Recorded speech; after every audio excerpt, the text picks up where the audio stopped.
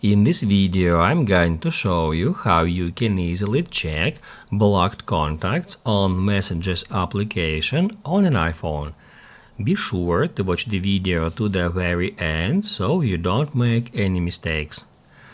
Let's get started, and first off, head over to Settings, then scroll down until you find Messages, and then scroll down one more time until right over here you'll find blocked contacts.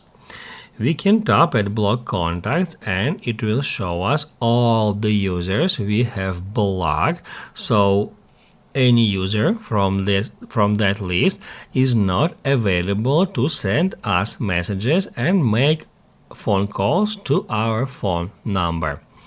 That's how we can check that list. And if you, for instance, have decided to unblock some user, you can easily do so. Just swipe to the left and then tap at unblock to remove a user from that list. Also, if you scroll down here, you will be able to add another one user here to that list.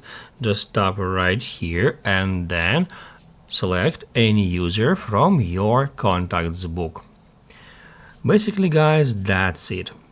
If this video helped you out, don't forget to hit the like button.